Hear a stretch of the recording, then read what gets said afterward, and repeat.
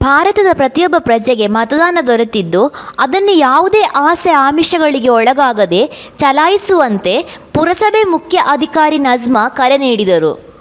ಮಧುಗಿರಿ ಪುರಸಭೆ ಕಾರ್ಯಾಲಯ ವತಿಯಿಂದ ಪಟ್ಟಣದಲ್ಲಿ ಹಮ್ಮಿಕೊಳ್ಳಲಾಗಿದ್ದ ಮತದಾನ ಜಾಗೃತಿ ಜಾಥಾದಲ್ಲಿ ಪಾಲ್ಗೊಂಡಿದ್ದ ಅವರು ತಪ್ಪದೇ ಮತ ಚಲಾಯಿಸುವಂತೆ ಮತದಾರರಿಗೆ ಮನವಿ ಮಾಡಿಕೊಂಡರು.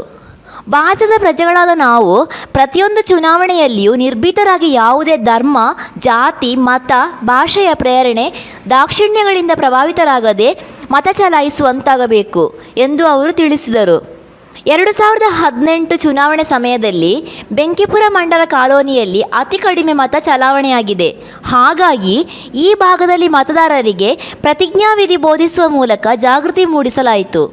ಪಟ್ಟಣದ ಲಿಂಗೇನಹಳ್ಳಿ, ಸಿದ್ದನಾಯಕನಗಲ್ಲಿ, ದೊಡ್ಡಪೇಟೆ ಹಾಗೂ ಎಲ್ಲ ವಾರ್ಡ್ಗಳಿಗೆ ಪಥಸಂಚಲನ ಮೂಲಕ ತೆರಳಿ ಮತ ಜಾಗೃತಿ ಅಭಿಯಾನ ನಡೆಸಲಾಯಿತು ಎಂದು ನಜ್ಮಾ ಇದೇ ವೇಳೆ ತಿಳಿಸಿದರು. ಭಾರತದ ಪೌರರಾದ ನಾವು ನಮ್ಮ ದೇಶದ ಪ್ರಜಾಸತ್ತಾತ್ಮಕ ಸಂಪ್ರದಾಯಗಳು ಮತ್ತು ಮುಕ್ತ, ನ್ಯಾಯಸಮ್ಮತ, ಶಾಂತಿಯುತ ಚುನಾವಣೆಗಳ ಘನತೆಯನ್ನು ಎತ್ತಿ ಹಿಡಿಯುತ್ತೇವೆಂದು